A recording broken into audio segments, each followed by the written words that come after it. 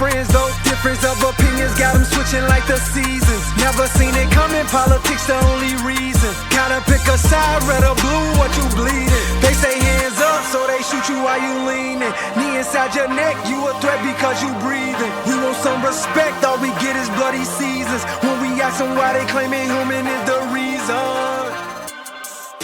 Hey, what's going on, YouTube? Welcome back to the channel. My name is Darry Cooks, and this is the Weird Perspective podcast.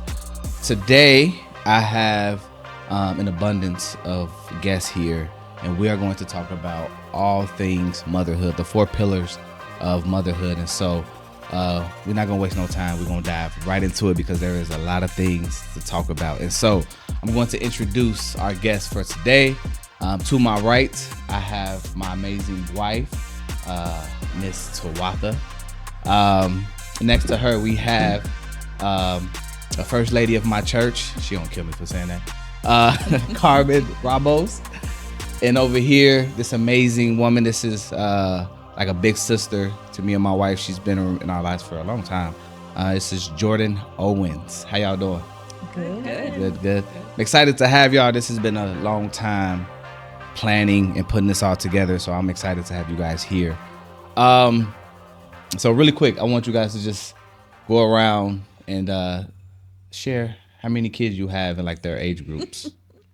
So I have 5 children with you, ranging from age 5 all the way up to 16. So 5, 11, soon to be 13 in 2 weeks, 14 and 16. 3 girls, 2 boys. Nice. Carmen? Well, I have a blended family. So there are 3 of them, 2 girls and a boy, and they range in age from, my youngest is 18 and the 2 older ones are 21. Nice. So I also have 5. Running joke because we can't talk about y'all anymore. But we range from 2 to 22. So 22, 10, 9, almost 6 next week, and then 2. Nice. So as mothers, right, it's a forever going journey. It's never going to end, especially when you have multiples. Like, they just feel like they're always in need of something, every age group. And so motherhood seems to be forever changing and evolving. So how has that taken place in you guys' lives? Anybody can jump in. They got to go in a certain order. Well, I think for me, just now that all the kids are older and I am an empty nester now, if you will. It's, I don't like that for her. I think the biggest change for me was having them out of the house. You know, just I'm learning how to let them go, really, and just really trusting God for them. You know, I'm a very hands-on, protective mother, so just my perspective on me being able to kind of control the narrative, if you will, because I had them there in my grasp and having to literally let them go. We have one that's down, just in Southern Illinois, so she's not too far. But my daughter's in Detroit going to school. So that was probably the biggest change for me, just having her leave the state. And then my son will be leaving to go to Tennessee. So really for me, from being able to have them close and thinking that they were going to be, stay that close, because I'm one of 4 and we all stood in the state. We stood close to my parents. So, thinking that this is what it's going to be and having to realize like, no, some kids actually, they go a little further and they go out on their own and they explore and that kind of thing. So I think more recently than not in the past few years, it's been kind of just really learning how to let go and trusting God for my kids in a way that I thought I did. But I realized that I have to do even more now that they're older and they don't have to answer to me all the time. You know what I mean? And I don't know every little thing that's going on in their lives. So really trusting God for them in a way that has been challenging for me and really testing my faith. You look like you want to share. Do the question again, babe. How has this motherhood changed for you from beginning to up until now? It has strengthened my relationship with God, because you do have to develop this you have to cultivate your trust in him, and you have to put your money where your mouth is, because you can say, I trust God with this baby in my arms that I can keep in my arms at all times. And then life inevitably starts to, take them further and further away from you, and you have to really put that to the test. And not knowing, every move or even every thought, kind of bothers me a bit. So I'm really loosening, that need for control, and understanding that everything is still going to be okay. Our second oldest went on her 8th grade trip these past couple days, and that tested me for sure. And and she's fine. And I'm like, and you have to realize that as a mother, like, when your children are okay to go, it's because you did a really good job. And so I was like, darn. It's very bittersweet. And so, yeah, if nothing keeps you talking, like, I don't know how anybody with a teenager don't talk to God. Like, if you were an atheist before that point, I don't know, that probably would have did it for me. I gotta talk to a higher power. But loosening that control and trusting God, it's definitely strengthened my relationship. So I guess from my perspective, 5 years ago when we adopted our oldest, or 6 years ago now, motherhood shifted to where I was dealing with little ones to all of a sudden having a teenager. You had a speed trap. Hey, jumped right into the thick of it.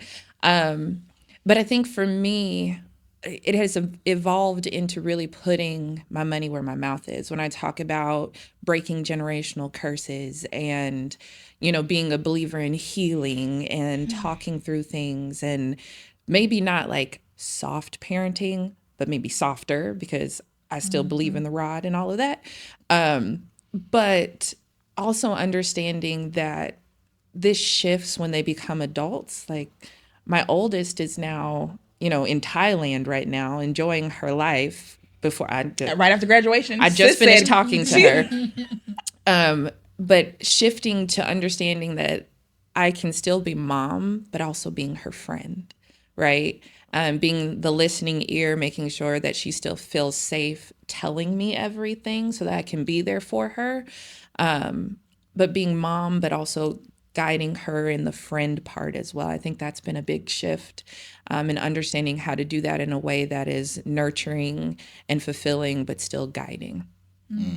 Give us a little bit of details of like what working through that look like. Like, what's some significant ways that motherhood looks like? You got this small baby, or now you have this adult, and so what's some ways that? And I mean, you got multiple. We got multiple kids, so it might look different with each kid. But what's some ways that it looks different now compared to then? Yeah. Well, for me, I think it was focusing on learning who they were individually, right? So who Brianna is needed a little stronger mothering and the connection and the safety. Learning that, Coco needs the connection and the reassurance because she's very much like me, the perfectionist, and you can see the bits of the anxiety that was shared. And then learning who Angel is and knowing she's connected to her mama and needs to be loved on, and then Man, and then Ida, and the same. But then also understanding that how they are developing is a reflection of how I'm developing as well. So did I take seriously the therapy and all of that? And am I applying that to understanding my children and who I am showing up as a mom? And so those strategies of, if I'm learning to be soft with myself, how do I teach them to be soft with themselves? If I'm giving grace to myself, how do I teach them to do that? And how do I teach them to hold on to mercy? Like, we fail, we make mistakes, but if I'm learning that for myself, how do I teach them to do the same? Understand that there's mercy that you can hold on to. And so that has helped develop that in what I'm learning, making sure I'm passing to them intentionally, not just by them seeing the relationship, but intentionally teaching them those things so that they're not at a deficit when they hit those roadblocks. That's good. I think I'm experiencing just how much you have to practice what you preach, because I think for a good while I was okay walking around with like, I can be insecure, I cannot like myself so much, I cannot take care of myself, but they will. I'll make sure they do. And trying to do that, and it was out of order, and it wasn't working, and understanding that I had to practice what I preach. And so I couldn't teach self-esteem, and I'm talking, mess about myself, and having to learn I have to do that too.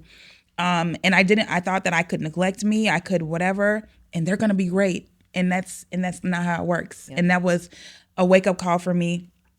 And so now you have to do that work. You have to do that internal work, because what did we say last night? More is caught than taught. And so I was like, oh man, I thought, to heck with mom, but she's gonna make sure you guys are okay. But a part of taking care of them is taking care of you. And that was rough for me to learn, kind of the hard way. Wow. But doesn't that feel counterintuitive, right? We're kind of taught as moms, we're supposed to like put it all out there, sacrifice who we are, and raise good humans. But how do you raise a good human if you're empty? Yeah. Right? And I think that's the shift, right? We can't just not be women. We can't be human and expect our children to just be these great, really well attached, really adjusted people when they saw us give from absolute emptiness. Yeah. That's good. That's good. Carmen, want to add anything to that? No? No, it's good. I agree. I love it. I do have a question for you, Carmen. As a mother who is part of a blended family, what's some of the like boundaries or some of the things that you had to learn in being a mother with having this kid that you didn't give birth to? Was there things that you had to adjust in your parenting? Yeah. How did that work? Yeah, so it was difficult, because I was never exposed to that, like I had, in all of my family, divorce wasn't something that was common. So we never had to deal with, the blended family. And I didn't really have anybody I knew that was a part of that growing up. So it was definitely something new for me. But, I tried to go in it with the mindset of, she was only barely 4 years old. She was the same age, a little older than my oldest. So she had just turned 4, and just really, wanting to first starting to be her friends. I remember an incident where we went out somewhere and just trying to hang out and spend, and I wasn't even with the kids. The kids, were away for the weekend with their father. And so I'm like, let me pour into her and spend some time with her. If I want to be with her father, she's going to have to know who I am.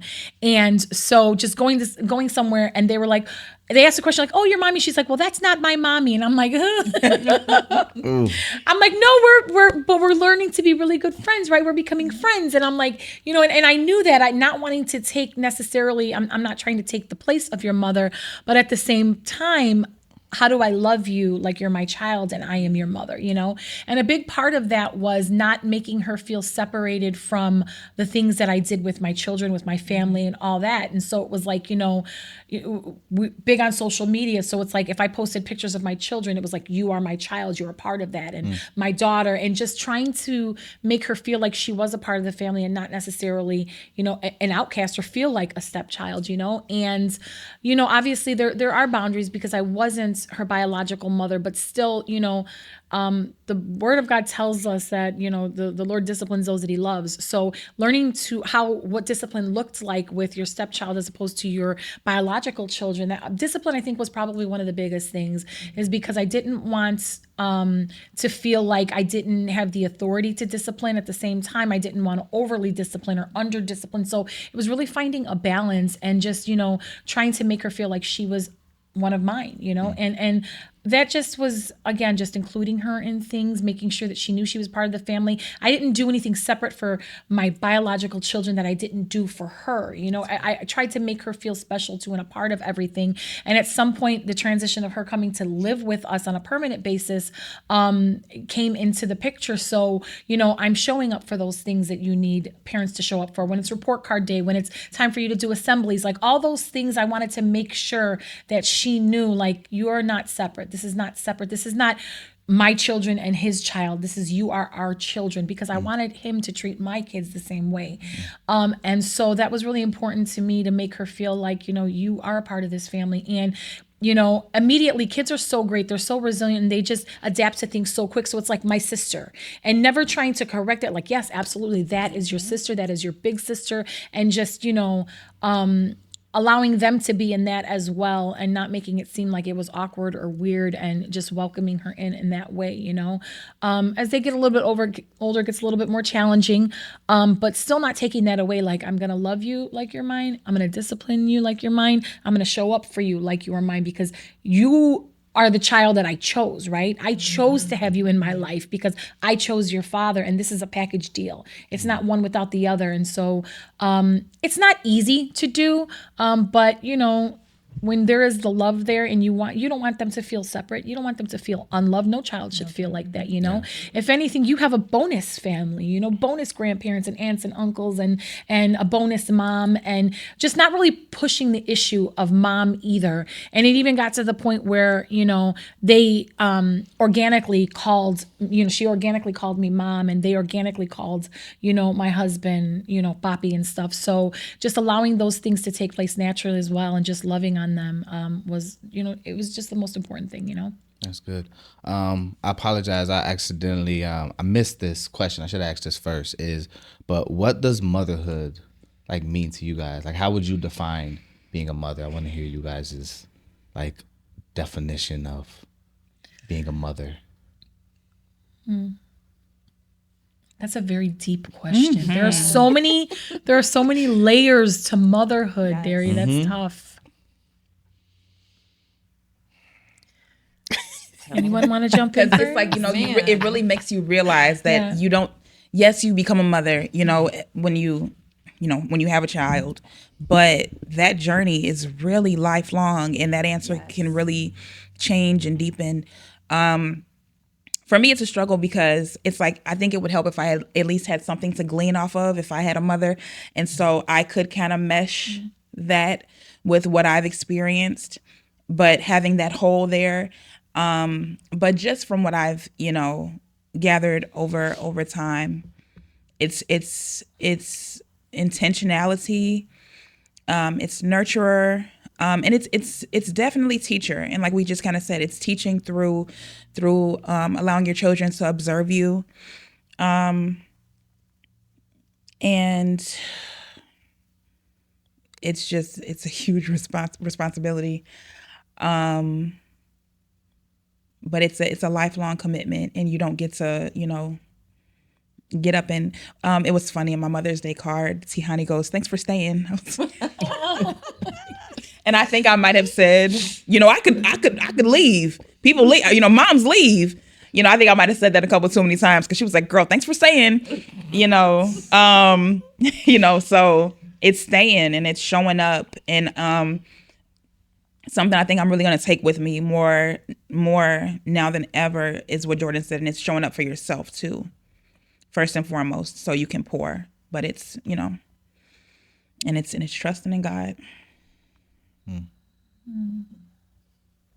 that answer's probably going to change in about a couple years. Right. We can come back to it if y'all need some more time to think about it. But I think so many times when we think about mothers, at least for me, is I think about a nurturer. Yeah. And that's the number one thing. When you think about a dad, what is a dad? Is protector, provider. When you think about mothers, you think about a person that's nurturing. I was having a back and forth with a gentleman. I was like, the first 5 years of having a son, that son needs to be with their mother. They need to feel that, because the men are always, for the most part, working. We don't get that connection. But once they turn 6, 7 years old, they need to be with their dad. They need to learn how to be a boy, learn how to be a man. But that nurturing part is so important. I've been around boys that haven't been nurtured, and they don't. It's like, man, what's wrong with you? You probably didn't have a mom. You need a mom. Just give them a hug, make them feel that. But it's real important. So just thinking through that. What would you guys? How do you guys find time as women, as mothers, to work? How do you find a rhythm with kids? Especially, I'm looking at Jordan because you're like you running a school or whatever it is you're doing. You got all these kids. We How don't do know you what find a Jordan rhythm? does. We don't know what Jordan does. We have been I friends. feel like it changes every year. We've been friends with Jordan for 13 years, and I will brag on my friend. I couldn't tell you what exactly she does. I just say she run. I'm like, she run a school. And do you run a school, Jordan? It's part of what I do. Yeah. Okay, because I was like, Darry, you're just talking. Okay. Do you want my title? We don't. Go at please. We don't. If you don't want I to, you don't have to. But I just. If you go missing, they're gonna be like, I was like, she's pretty. She'll text you her title. What did she write? If she don't want to put it out there. Yeah. But I'm curious to like how, because there's different moms they come in all different sizes. They you know, some stay home, some work. You know, some work from home. There's all these different things. Mm-hmm. How do you guys find a balance, and how do you guys find a rhythm with kids, or having so many kids? I'm gonna go to the ladies that work first. Well, I mean, it changes over the years, and especially as the kids get older and rely on you a little bit less. But I've always worked. I think that's something that my mom passed down to me. You know, we didn't have a lot when we were younger. There was 4 of us, and my parents didn't have very much education. So it was not uncommon for them to have 2 jobs each, you know? So I think I was just born with that hustle gene, you know, where it's just like, this is what I'm going to do and this is what I have to do. So I've worked since I was 15 and that hasn't changed. I think for me, the busiest I've been in my whole entire life with the 3 children was probably when my husband was going to Bible college. And so essentially what his week would look like is his Monday was 12 hours away at school, which was close to the house, but he was still not there.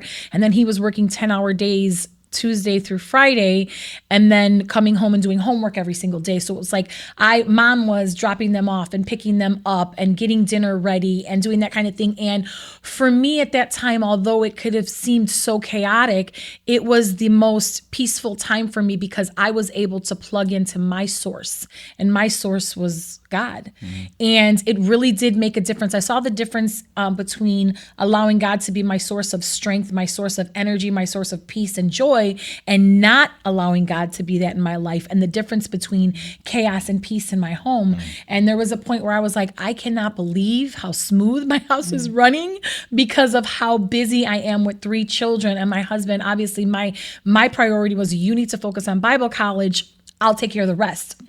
And while it was a huge responsibility, it was super rewarding. You know what I mean? And to be able to handle both of those, I couldn't have handled it without God. I will tell you right off the bat, I would not have been able to, because I would have been relying on my own strength to be able to do these things. And without him, I couldn't have. So I was plugged into the source for everything in my life. So I had my full-time job, and I was able to do everything with the kids and get them ready for bed and spend time with them and that kind of thing, and still feel like I wasn't burnt out, if you will, because I knew what I was doing it for, and I had strength that came from, you know, God Almighty, and there's no caffeine that could ever compare to that. I will tell you that. So really, for me, finding that balance with doing all that was being able to have my time with the Lord. And when I made God a priority, everything else just fell into line in terms of a full-time job, full-time mom, school with the kids, you know, teacher, cook, maid, whatever else they needed me to be. I was able to do that because I was able to plug into the source, which was God. So for me, it was a little bit more of a struggle, because when we first had our first baby, we were in a place where it was like, oh, now you need to not work, and you should be a stay-at-home mom. And if you're not, then you're going to miss all these things with your children. And it built in me such a strong mom guilt, because I knew that the Lord had called me to the workplace, and I knew I was where I was supposed to be. And, you know, my career as a therapist was going well, and I was moving up and things like that, but it made me feel selfish, right? And so juggling that was hard at first. And then we started adding children, 2 planned, 3 not. So every time I was like, Lord, you know, I always wanted to be a mom, but I also have this ambition and this career drive and things that I know you've called me to change and do, but I don't know how to do this well, right? And be there. And it wasn't until I finally really embraced that there is honor in every form of motherhood, whether you are a stay-at-home mom, whether you are a working mom, work from home mom, there's honor in it. Because the truth is, if the Lord called you to motherhood, but he also called you to the workforce and to change some things, which I think he's placed me to do in my career, right? And my passion for what I do, then he's always going to make a way for that to happen. And when I embraced that, all of a sudden I had peace. I could care less if you thought that being a working mom was going to make me miss on things for my kids. I have not missed a first step, a first laugh, a first word. I have the flexibility where I can go on field trips with the kids and still be the boss, right? All of those things. I also have an extremely supportive husband, you know, and it's the grace of God in my life with that, because he gave me a man that he knew would be able to sustain and support all the things that he was calling me to do and allow me to still be feminine, still be mom, and still be all of these things. So yeah, my house is chaotic. Our schedule is crazy. My work schedule is crazy. And people are like, how do you do it? Girl, I don't know. All I know is I have grace. We are having a great time. We're a close family. We don't miss anything with the kids. My kids feel loved. And it's working because I embraced the fact that the only thing that mattered was what God called me to do. And he called me to both of these areas, and he's made a way for that to happen. Don't ask me how our schedule works. That's it. Amen. That's good. That's good. So I was a very hard worker before I had my first child. I had so much money.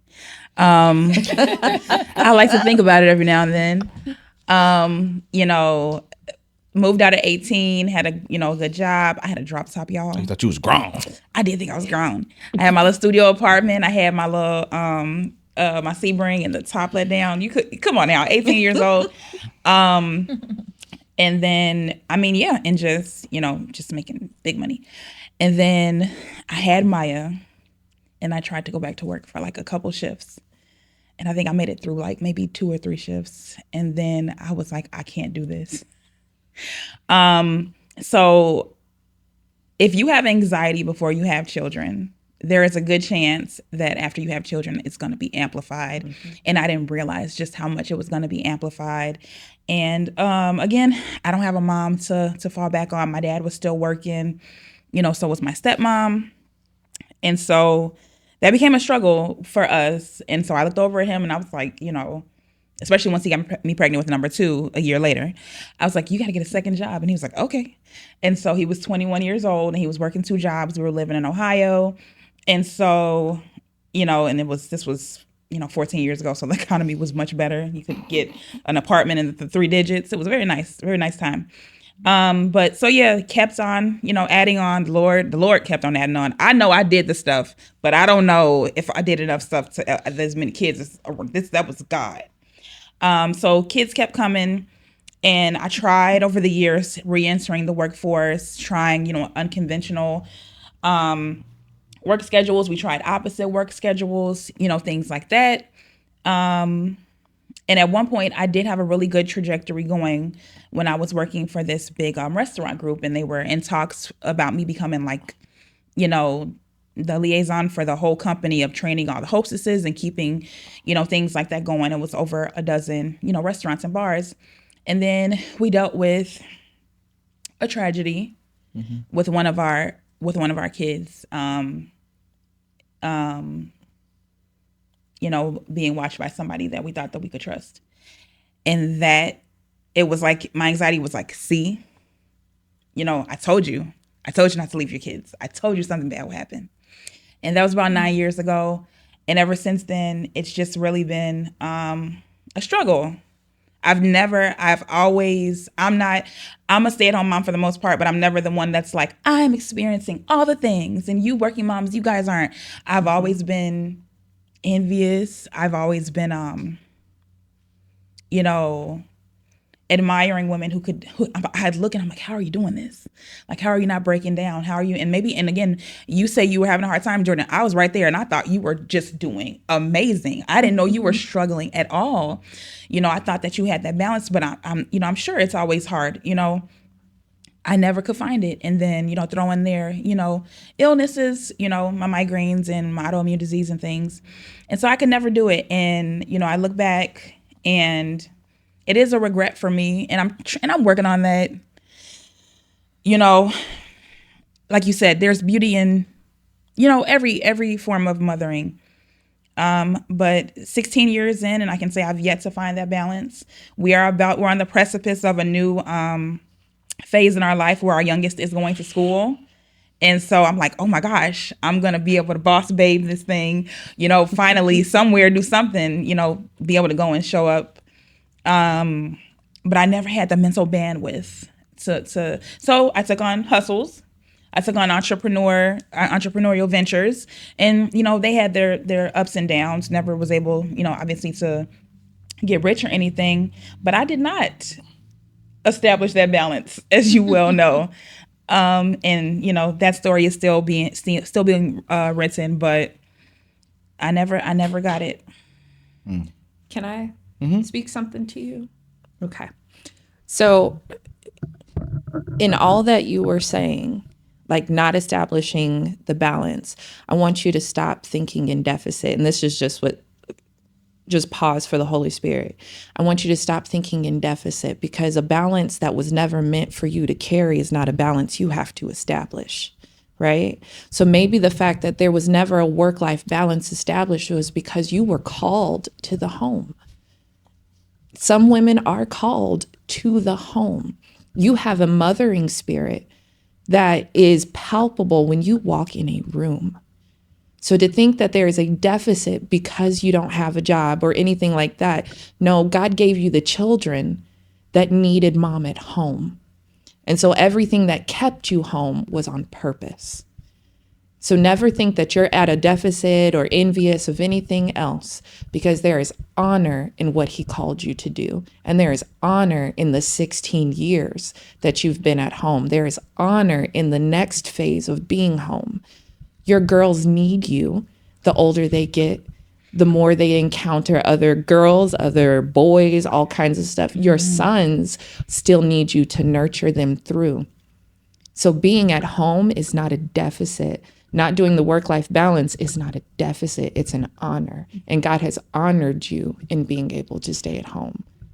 And it was always just hard for me to reconcile that because of the financial troubles that it put it in, obviously not being able to be a great helper to him, right? And so I thought that in order for what you just said to be true, that there had to be financial success as well. And so I'm still I receive that and I believe that, and I'm just trying to reconcile with how that can be true while also not having all the vacations. And I know that's not important, and all the things and, but yeah. But part of that was that aspect of it. I would say the financial part, that probably falls on me because I gave into a lot of your feelings during that time of like, I got the trucking job. Like we should have been like straight, right? I had the opportunity to make really good money, but I worked less to be there for you when I should have just been like, look, you'll figure it out, and kept my butt at work. So a lot of that I would take the blame for because I should have, stood on business and did what I was supposed to do, which is protect, provide. And even though you might have some, I want you to be home or you're tired or this and that, like I know what I can handle. And I should have, stayed the course and, stuck through those goals and plans that we talked about. So a lot of that falls on me because I gave in to your feelings and we were emotions. young. I was like, come on, babe. So yeah, that's good stuff. I want to stay on the nurturing of the kids for a bit. How did you nurture like each kid? What was the difference in nurturing them? like meeting the needs of the kids, because everybody's different. You would think that they all would be the same. Like, I got the same kid with this person. They all gonna be the same. It's like, when I started having kids at 20, I was like, okay, I'm just gonna copy paste, and the first two came out polar opposites. We recently did the kids' love languages again. And Tihani, who's always like, whenever you're trying to hug her and kiss her, it comes out in her love language is physical touch. And we go, and she goes, I've been lying this whole time. Oh my goodness. So I think first and foremost, it's being intentional and intuitive. Our parents, God bless all of them, we're not taking tests to figure out what our love languages were. Again, you only have what you have, available to you. And so being intentional, utilizing, the tools, that we have available to know, how they like to feel loved, or just observing, when does my child light up? And is it when I say a certain thing? Is it when I, hug and kiss them? And just, my method, I jot things down. Conscious Mama Journal, plug. But it does help, because you're like, again, especially for me, I deal with memory issues. But knowing what they like and paying attention to that and being intentional with that. And then when you have multiple kids, making sure that they have their personal one-on-one time with the parent. That's been our go-to, and so far, so good. Does it change with each age? Yes. I think so. What does that look like? Again, just constantly reassessing, right? Like, you got to kind of go back to the drawing board, I think.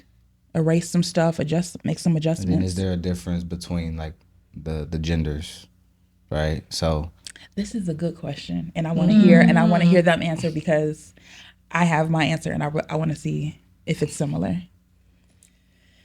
Well, I love that you brought up the love languages, because I think that's super important. I literally had a conversation with my 21-year-old son recently about that, and how as a parent, it's important for us to try to learn what our children's love languages are, because they are different, not just from each other, but from us. And I think naturally, as human beings, we naturally want to love people the way we receive love, and can't comprehend why someone isn't feeling loved the way you feel loved. Like, if yours is words of affirmation, I tell you how amazing you are. Like, why don't you feel the love? Like, that would make me feel amazing, And so really understanding, as we study our children as they get a little bit older, and learning, what it is that makes them feel loved. Like you said, what is it, that thing that I do for them that lights up their face? And even having conversations as they get a little bit older, asking them, how do you feel loved? What's it more important to you? Is it this or that, But, in the conversation with him, it was kind of like, obviously we do love the way we feel most loved, but it's super important, because especially my two younger ones, which is, my biological children, they're very different in the way that they receive love. And my son, who is a physical touch person, and I'm not, that's not one of my primary love languages. I have no problem altering it, right? Because that's my baby boy, right? I'm gonna love on you and everything. And as he gets older, my heart just bursts, because he still loves it, which makes me feel good, because, I want to be able to love him the way he wants to be loved. Where my daughter is like that, right? But she means it, right? Yeah. And her love language is words of affirmation. So as I affirm her, she feels that love. She's like, you ain't got to hug me, Mom. Just tell me I'm amazing, And my son's like, listen, I don't care what you say to me. Come and love on me and hug on me, But I find it's a little bit different. Maybe not so with my son, but with my daughter, in terms of, moms with girls is a little bit different than moms with their boys, And with my daughter, although her love language is words of affirmation, I look at someone like, when she's receiving love from maybe someone else, it might be a little bit different. Like a male figure in her life, it might look different than for me. So just really understanding, that it may look different from that person in your life too. Whereas, like when her grandfather comes and hugs on her, she loves it, And so when she's in Papa's arms and when Papa's hugging on her and that kind of stuff, it's different. I'm like, you don't push him away. Well, she's like, that's not Papa though, And so she receives it a little bit different and allows different things. So I think that also just the people involved in your children's lives, the way that they love them is going to be different as well, and what they need from that person is different. But as a mom, for me, it was important to say, even if it's not my love language, I'm going to have to get out of my comfort zone and love you the way you need to be loved, because I want people to love me the way I want to be loved. Absolutely. And you deserve that right as well. And so being able to learn I had them even do tests when they were a little bit younger.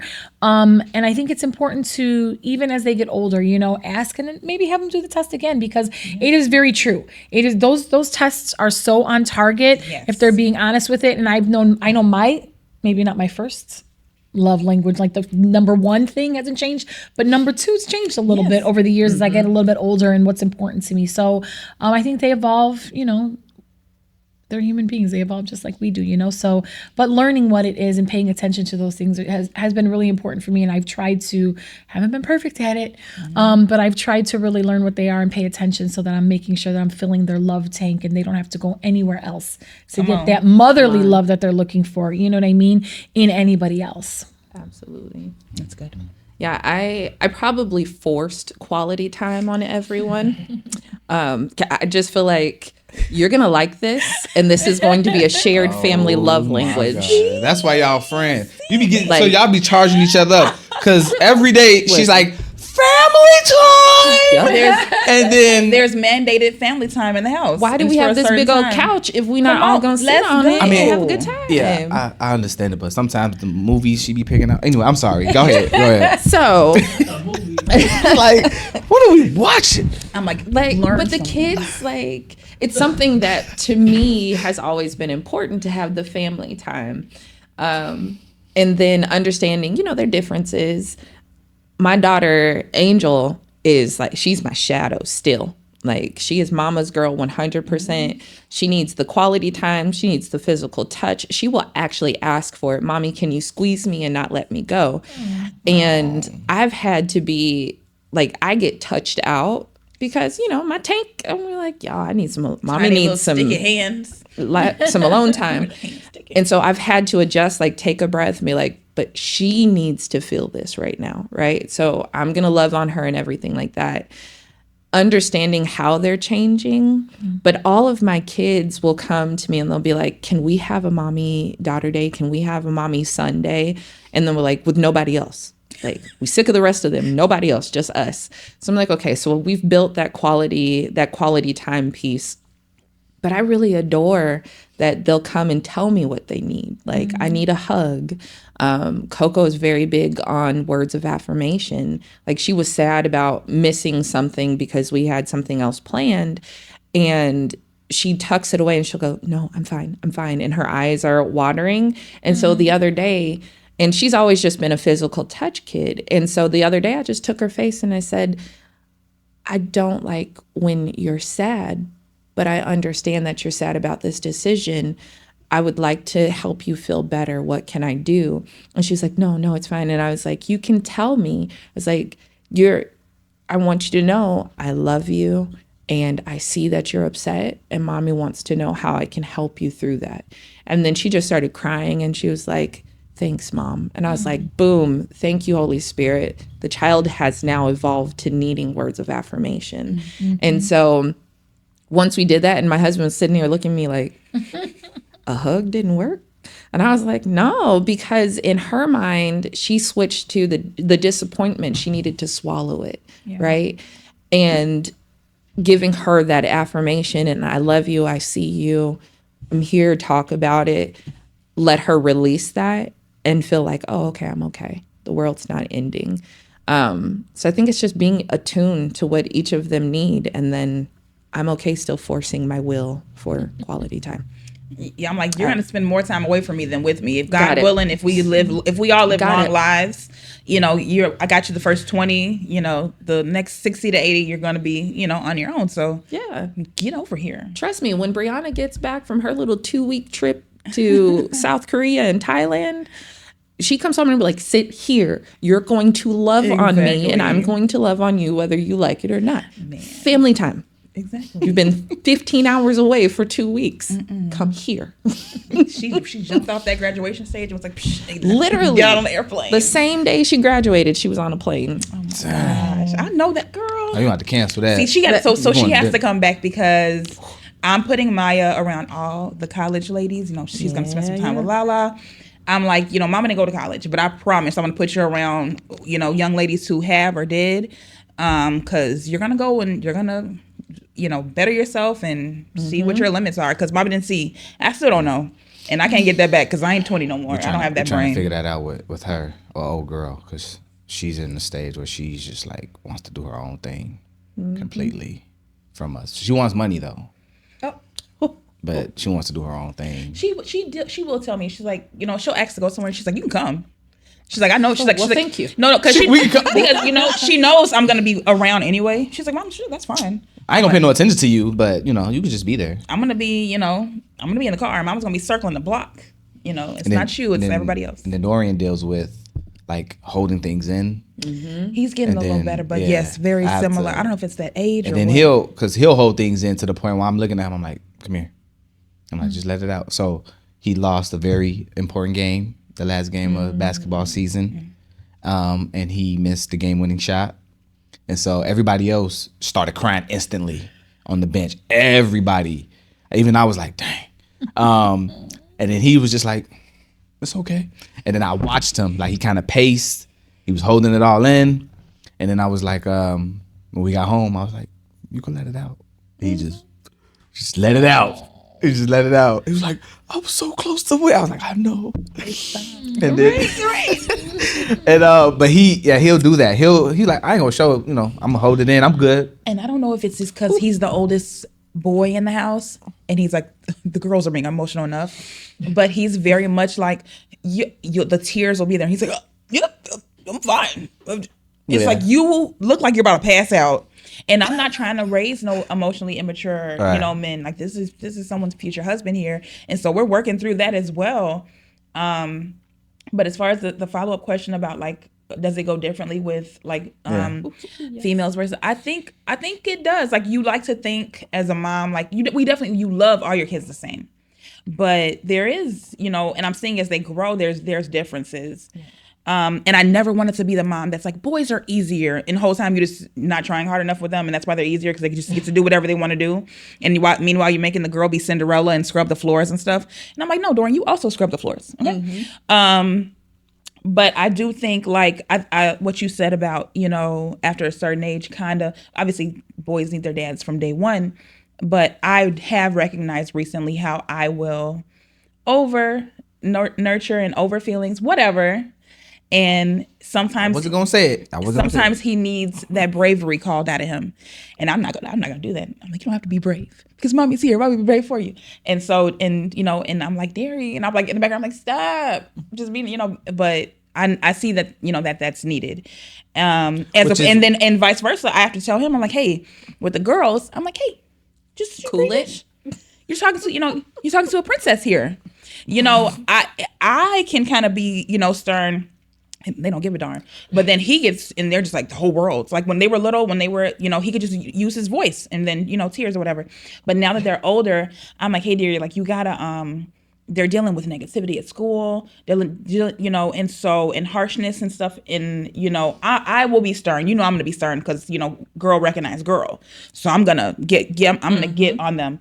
But so I need you to, you can be stern, but you can't be mean. But I think it's a difference. Like, you are the one that, you're the main disciplinarian. So they hear her mouth more than they hear mine. And so I think sometimes when she says something, they don't take it serious. So like, mom's just yelling again. And so then I have to become the bad guy. That's why I started whispering. Did you notice that? I get real close to him, like, yelling. No, the last time I walked away because I was laughing, and I didn't want to like make the moment be goofy, but it was a very serious moment. And then you was like, I forgot who face you got close to or whatever, but she used this very whispered voice, and I was like, why's she whispering? And it was just funny, so I had to walk away to gather myself and be like, all right, now I got to be serious. But yeah, it's those moments. It's those moments. Donald had to pull me to the side because man, he's smack dab in the middle, our only boy. Two girls, smack dab in the middle. And so he's mommy's baby. And I'm like, oh, blah, blah, blah. And then he hit 9. And Donald was like, I need you to take a step back. I've seen the boy run into a brick wall, bounce off and be fine. And then you come and he's like, oh. And I'm like, okay, so I get it. And so it's hard for me to sit there and like he'll be talking to man about something he didn't do, or if man like ignored something I said, Donald gets real up in man's face about that. Like he'll be like, I know you did not disrespect your mother by not listening to what she said the first time. Or he'll get on him real bad, like, there's groceries in the car. You came in and took your shoes off and you made my wife pull groceries in. Like, no, sir. So he'll make him take all the groceries back out. I bet you won't do it again. Or if we're getting out the car and man had to learn at first, he was watching Donald open my door and then suddenly man jumps out and he'll beat his daddy to open the door. But the first time he did it, he was like, do you think your mom is supposed to open doors, take out trash, groceries? What's wrong with you? And I would be like, Donald, you can say that in a nicer way. He was like, listen, let me be this boy's father. Mm-hmm. You've had your moment. But then it switches, like with the girls. Mm-hmm.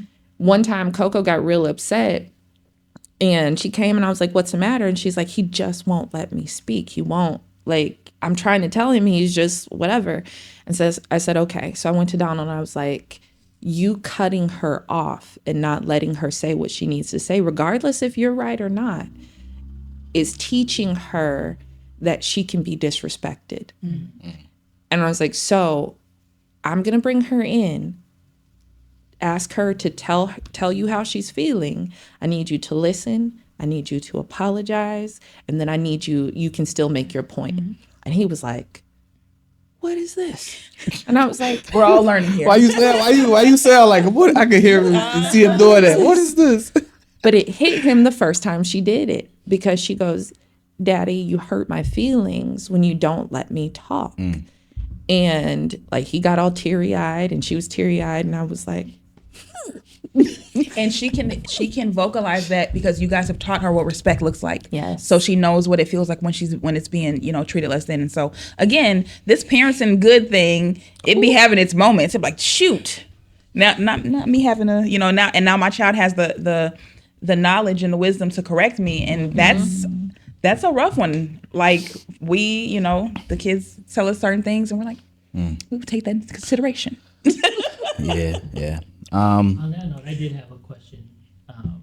So one of the things that I've been really interested in terms of my own life is learning how to communicate more effectively. Mm-hmm. And I've gotten some pointers from like online and stuff like that, but I just kind of wanted to hear from you guys, like what are some of the ways that you found to effectively communicate with your husband, with your kids, male, female, doesn't really matter. I just want to know, because I also have a thought and then I can share that and then get what you guys think about that. Yeah. With the husband talk, I had to switch to I statements. Mm-hmm. Like, I love my husband, but the man gets defensive. Woo. And talking to friends, I feel like that's kind of a husband trait. Like, sorry, Darry. But so I had to learn, and it took a lot for me because I came from a place in a household where it was like, no, assert yourself, do what you I don't need you, I just want you, right? And so I had to humble myself to be like, okay, this is how I feel. This is how what you said. This is how it made me feel. I, because then it disarmed him so that he would actually hear me. It's one thing when we're talking and he's listening, but then he's just listening so he can defend, right? And then you see me as the enemy and not your partner to work something out with. So I was like, okay, I don't like yelling, so I'm not going to yell. And then I'm going to use all these I statements. And then at times where, and I'm not keeping score or anything, but at times where he's been like, he'll go off the rails even when I use I statements, I want y'all just be like running through, well, I said this is how it made me feel, this, and this. So how is it that you're upset and still coming at me? And more often than not, he'll go, okay, you're right. I'm taking out a frustration. I hear what you're saying. And sometimes I'm like, Jordan 1, Donald 0. But I don't say that. But the I knows now. He knows now, right? Oops. But it was the I statements because it takes away the defensiveness of saying that you're the bad guy. You did this to me. And it takes the responsibility of, this is how I'm receiving it. Can we switch it? Or can you explain it? Can we do this and that so it's healthy? It took us 13 years to get there. So not overnight, a lot of personal work on it. But when you switch and you stop looking to defend yourself against the person who's your partner in this, then you're able to communicate have a stronger communication and actually work through things in a healthy way. That's good. Communicating, I think, with my husband and with my kids, and it really does go hand in hand sometimes, because I'll start yelling at one and then everybody else get dragged. Matter of fact, let me just yell at all of y'all, because because he made you, and I'm trying to figure out where he went wrong. But no, like, obviously the old faithful, treat people how you want to be treated. And yeah, I never experienced this. For all intents and purposes, I was raised, even though I had siblings, they were a lot older than me, but I was kind of raised as an only child with a single father. And so I wasn't able to watch all these different components and different, moving pieces that we experience. And I didn't know much, but I knew I wanted peace in my home. And as far as my partner, I don't want to be talked to any type of way, because I'm going to cry. So I'm not going to talk to you I'm not going to incite that in my relationship, even before I knew the Lord. And then obviously after I knew the Lord, I knew I had a bigger responsibility in that. And so again, not overnight, it's been some stuff said, but when it comes to, him, I want him to treat me a certain way, and I want him to feel a certain way. I don't want him to walk around his home feeling disrespected and unloved or whatever. And I definitely don't want to feel that way. And when it comes to my children, I have to remember that this is a constant reminder for me. I want to have a relationship with these people after they no longer rely on me for food and water and shelter. Yes. And so when I communicate with them, I'm human. Stuff be said up in here, but I have to control how it comes out of my mouth. Now, sometimes mama will yell, and I give myself grace, because my granny yelled at me, and I love that woman. She be yelling, I'm like, I just love her so much. Just look at her. Why would I make her yell at me like this? So, praying that your children will show you enough grace in the future when they're in therapy, whatever, that, I always say when I'm yelling, I'm like, when you tell your therapist, tell them I asked nicely first. Will you tell them that part? Will you tell them I asked nicely first before before my mom, But, I'm getting better in that area for sure. And just communicating with them, because I want to be friends later. I'm like, y'all, let's do this work. Like, let's get this, because not only do y'all have an option to not be friends with me later, I got an option not to be friends with y'all either. No parent has to be friends with a disrespectful person, a child. It doesn't, I'm like, so let's do this. Let's communicate effectively. Let's show each other respect, so that we can work through this and we can be cool later. Y'all, don't y'all want to be on the island with mommy? And, come on. And we did it, clink, and, and just enjoying ourselves a little bit. But thinking for the future, you communicate now for what you want to come. Yes. Because people, I think, especially parents and especially older generations, are very short-sighted in that I can talk to my kid any kind of way, and they got to be friends with me, or they got to respect me later. And I'm like, we know that ain't the case. So thinking toward the bigger picture. Mm-hmm. And as someone who has adult children who willingly talk to them, you did something right. So let us know. Right. And love her much. Listen, I'm still learning with my husband, okay? So every day is a learning experience, So communication, it's probably one of the biggest struggles I have had throughout the years. Again, still learning with my husband. I love what you said about the I statement. It's so good. It's so funny because I'm the complete opposite. I'm like your husband. I get defensive really easy. And right away, I think you're trying to say I did something wrong, or I'm not right, or what did I do? Or wait a minute, what about when you did this? So I get very defensive very easy. So still learning to do that. But I've definitely heard about that I statement. And I've tried to, even though I'm the one that gets defensive, I've still tried to practice and say, okay, this is how I am feeling about this. I'm not saying you did it. I'm just saying this is what I'm feeling about it. But one of the things that I have learned from my husband is feelings are important. They're what God has given us, but we can't be led by our feelings. And that's something I still struggle with a little bit, but I still listen to him because I carry it over to my children. So maybe it hasn't like completely caught when I'm talking to him sometimes, but it still penetrates and it carries over to my children. So in learning, like we're living in this culture right now where it's like we have to accommodate truth for feelings, and our kids are being raised with all that around them. So it's like, whatever you feel, and we're supposed to base things on feelings. So with them being adults now, knowing like, man, they don't answer to me, if you will. There aren't the rules and regulations that I have. I have to believe the word of God is true, right? If you train a child in the way that they're supposed to go, they're not going to depart from it. But at the same time, they're experiencing this world and life, and how do I keep that communication open with them? So, just listening. My emotions still get involved. I had an instance with my daughter when she was off at college, and I'm like, come on, Lala, like, what do you mean? Like, and I got very upset and frustrated about something, and she knew I was upset, and then later as we talked a little bit more, when I had calmed down, she was like, Mom, I feel it's like you don't trust me. And I'm like, it's not that I don't trust you. I know you're out there in the world right now making these decisions, and I just want you to make right decisions. I want you to make these good decisions. So keeping that line of communication open with her, but telling her, listen, if I don't like something or if I don't agree with it, I'm gonna have to tell you those things. I literally was curious about how you were handling that. Like, how, yes, like, it's how do you hard. how do you handle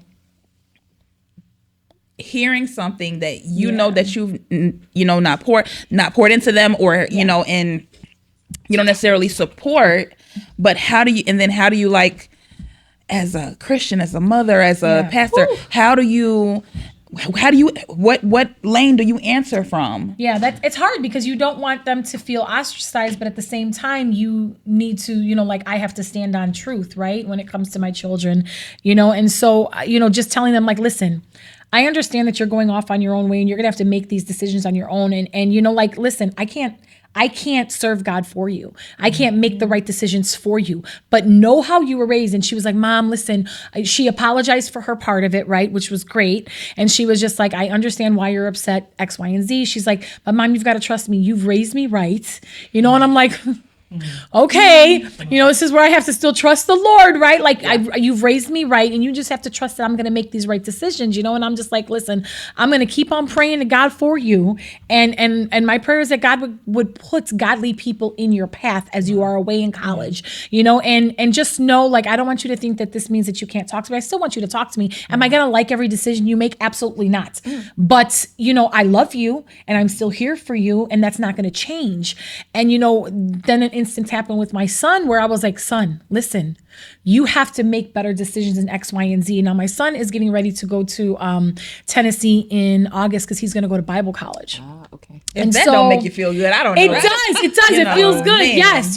But still seeing, like, man, like, you're still young and experiencing life. And so a recent instance, something happened recently where I was like, sweetheart, I love you. I know you're an adult. I know you're grown. I'm like, but you have to remember that you have an example to set, and you are going off to school. You're going to be in Bible college, X, Y, and Z. And I'm like, and being a man of integrity is so important. Mm-hmm. And he was like, you know what, Mom, you're absolutely right.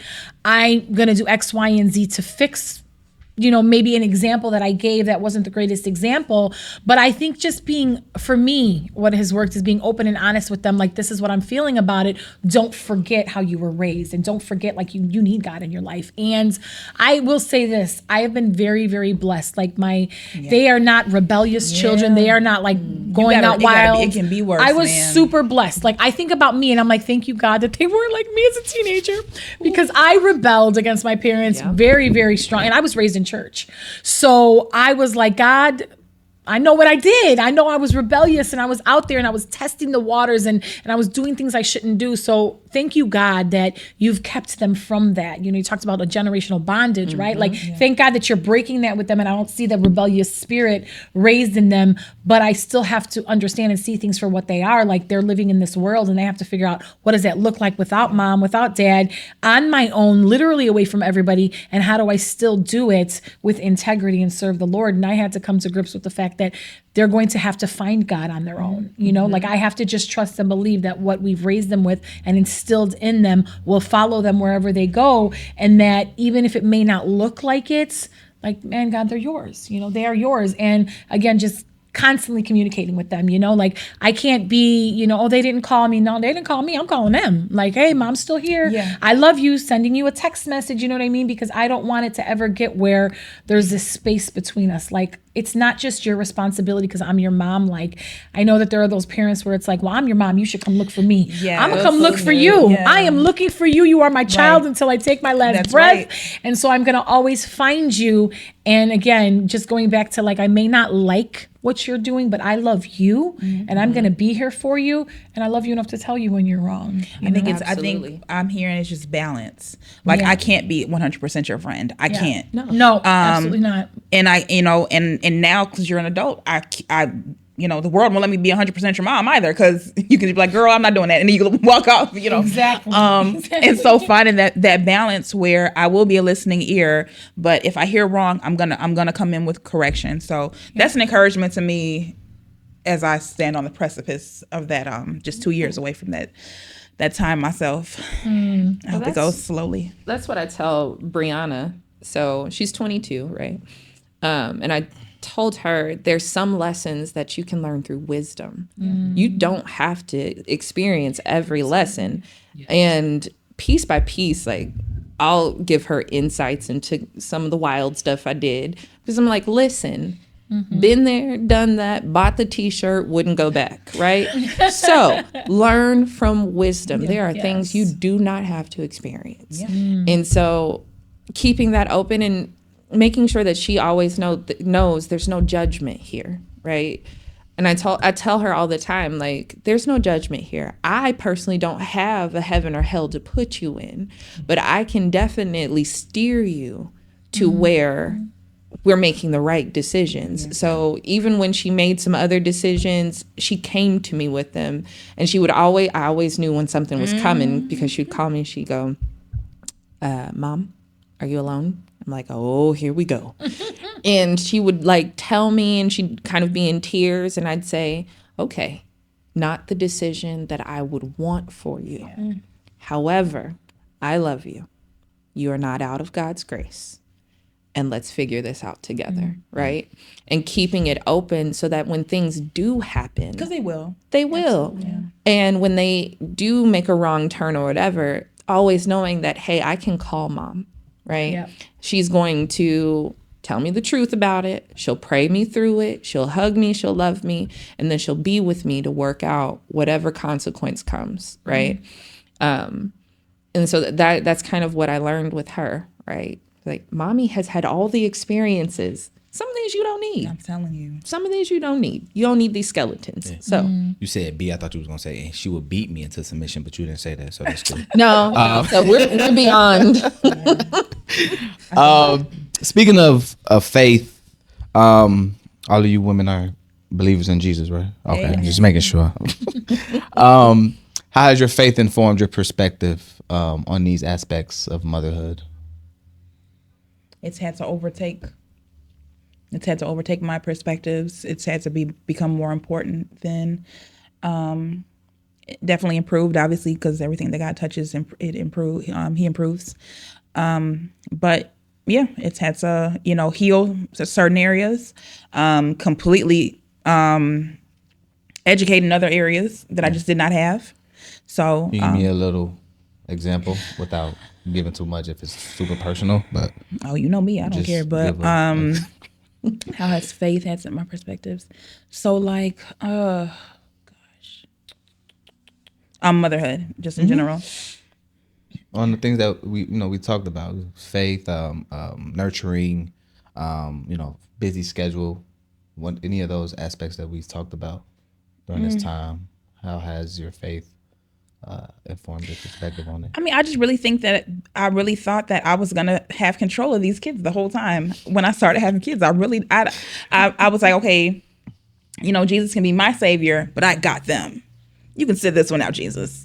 And obviously, as they grow, life is showing me that that's not a thing.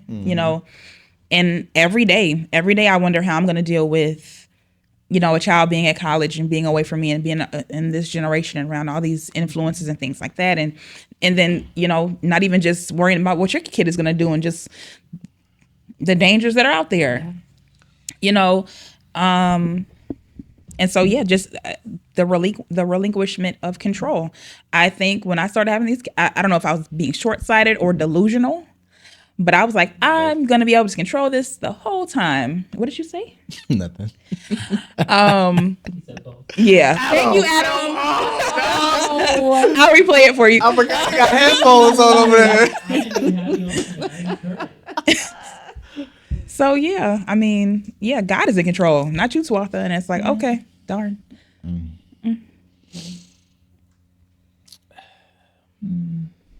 I think for me, it's just really having to, like I was talking about earlier, just trust God for my children. They've had to see and experience a lot of ups and downs and a lot of things that I wish they wouldn't have had to, and it's because of the trials and tribulations in my life. You know what I mean? And so just trusting and believing God's hand is on them, and believing, the word of God is true, and just taking it back to the Lord. I mean, it really, really is the basics of it, because, it's easy to be worried nonstop about them, and it's easy to want that control over them, and it's easy to, assert that control by doing certain things. Technology has advanced so much that it's like I can know exactly where you're at, exactly what you're doing at all times. You know what I mean? And that is a sense of control. And we think because we have control that we over where, and we have knowledge. I'm sorry, just because we have the knowledge of it that we have control over it. So I know where she's at. So I think that's a sense of control for me, in terms of like with my daughter especially. But just really having to trust God and say, you know what, Lord, you gave these children to me, and I have to entrust them back to you, like you borrowed them to me for this time right now. And I just have to trust and believe that the things that we have instilled in them, that they will, stand on those things. And, they've seen the good and the bad, right? They're, parents are not perfect, and we've definitely made our share of mistakes. But as I look back and reflect upon my childhood growing up, I don't focus on the bad things or the trials and tribulations in my parents' life.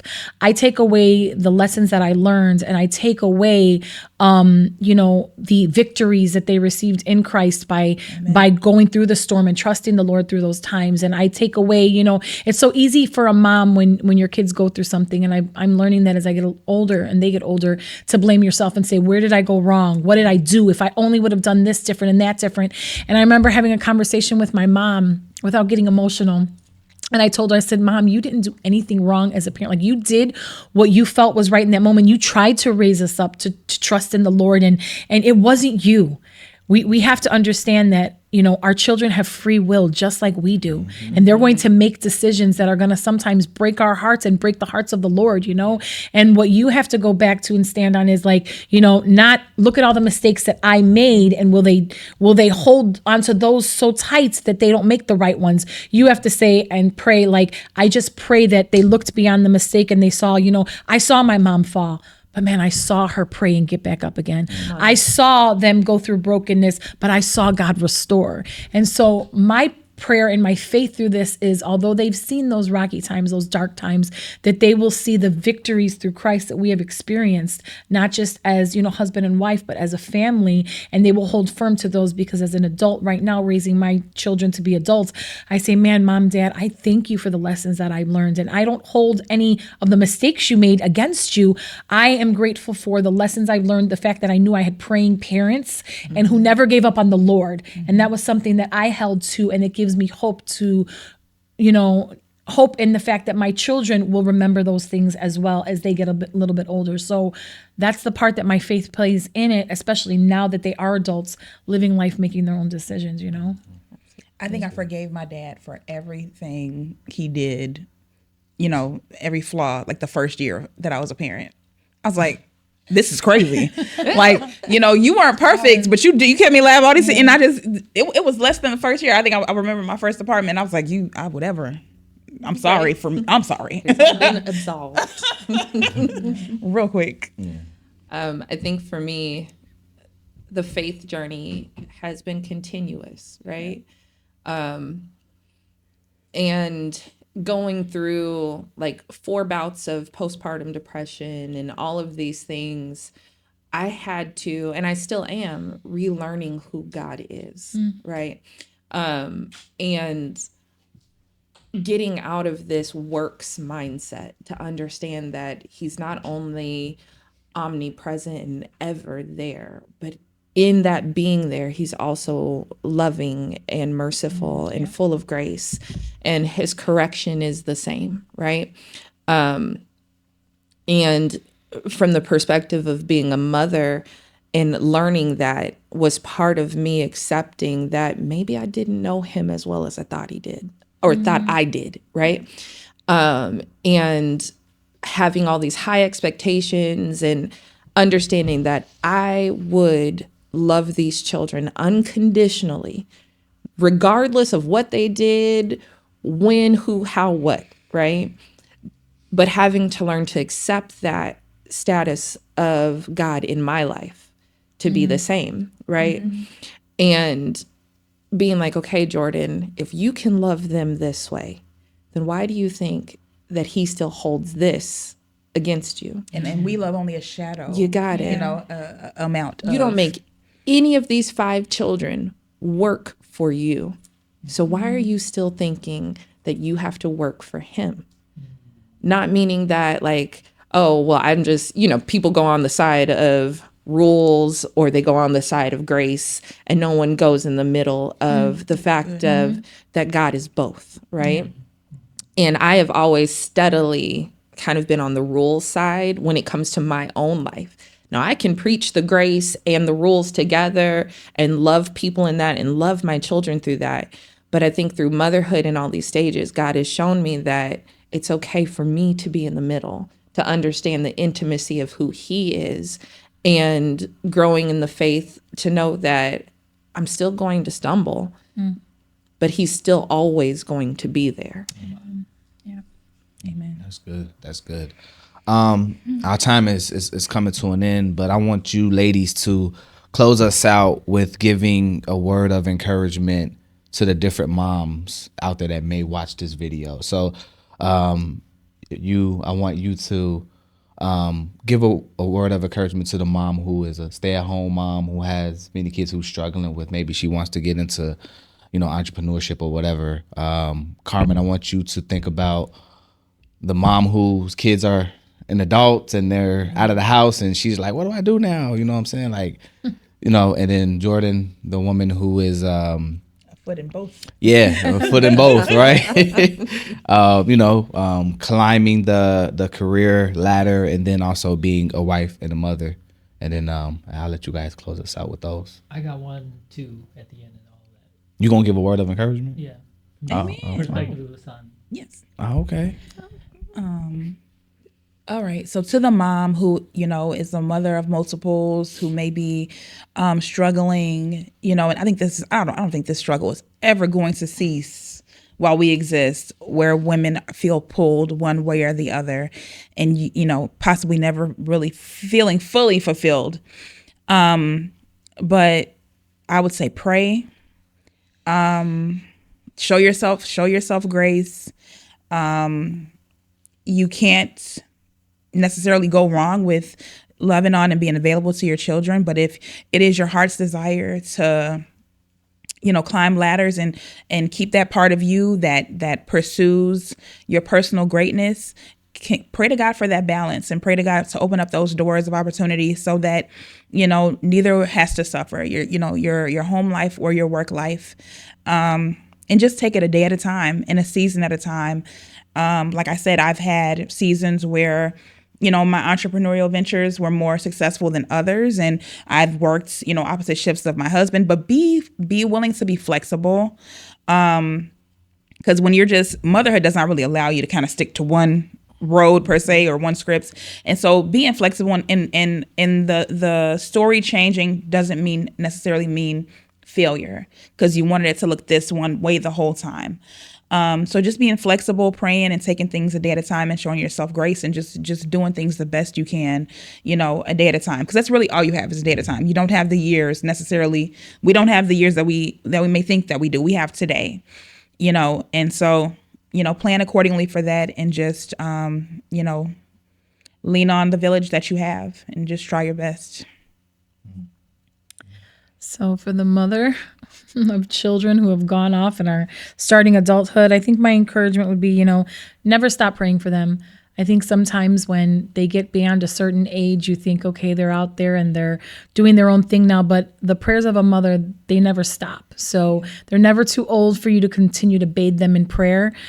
Trust that the values and the qualities that you have built inside of them from a young age are still instilled in them, and that those are going to be, that's always going to be the voice at back of the head, remembering how mom raised them, how dad raised them, and the things that they instilled in them. And just from a faith standpoint, because that is the foundation of, who I am as a person. It's my identity. I am a child of God before I am even a mother or a wife or anything like that, is that, trust God for your children, believe that he has the best for them. And his word does not come back void, so trusting the Lord, trusting the way that you raise them, continuing to pray for them, love them, and show up for them. They're never too old for you to show up for, and just always make yourself available to be there for them. Absolutely. To the mama who has children and is still pursuing career or ladder climbing, really hold on to the fact that he's yoked with you. So when he says, my burden is light and my yoke is easy, to be yoked to someone is to allow, or the oxen, right? Yoked to each other was to carry a burden.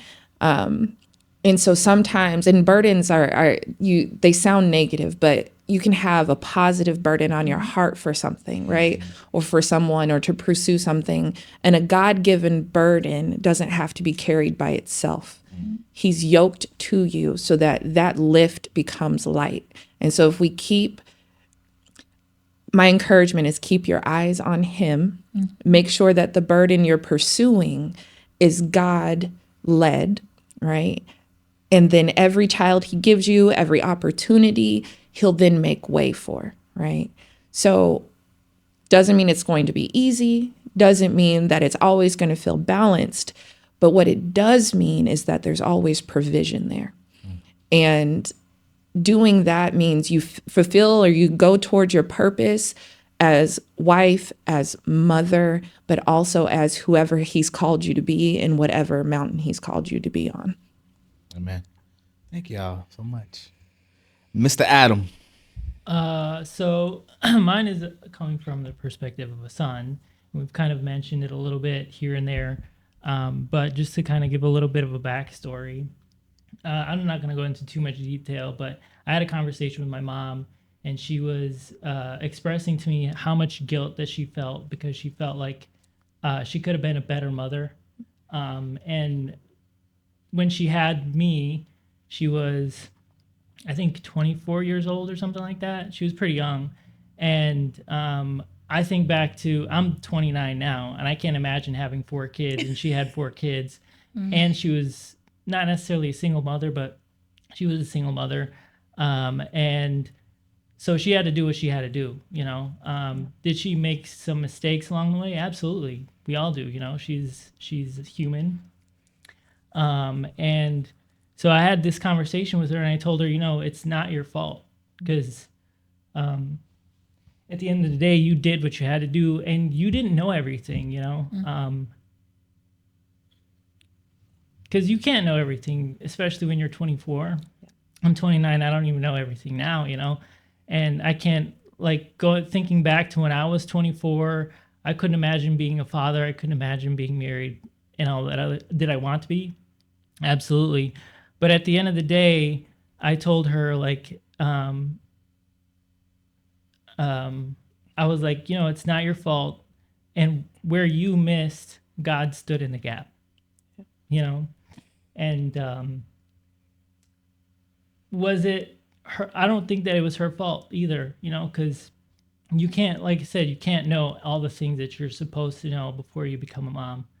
And yeah, just the encouragement that I would probably give is just remember that you did your best, And that's all God could ask for, is just your best. Hang it out and also be okay the whole time. It's gonna be all right. Thank you so much. Well, That's gonna stick with me. Yeah. Where you missed, God stood in the gap. Lord have mercy. we got merch coming soon. Oh, okay. Please put that on the show. Right. I feel like No, that was good, and I want to thank you all for coming on here to talk about this. I know it's an hour or whatever, however long we've been recording, doesn't cover all the elements to what it means to be a mother, but I just appreciate you guys, and I picked you guys to come on here because not just because of the different experiences that you guys have as mothers, but also, man, when I think about mothers and good ones, I think about you guys. And so I just want to thank y'all for coming on here and sharing your stories and just being encouragement to anybody, whoever's going to watch this. And so, And shout out to the good husbands, yes. because that makes a difference. Yes, it does. Choose wisely. Fatherhood podcast coming soon. I'm gonna have some men on there that we're gonna talk about some things. But yeah, thank y'all and appreciate it. But with that being said, it's a wrap. My name is Darry. Shout outs to Jordan, Carmen, and my amazing wife Tawatha. Until the next one, I see y'all. Peace.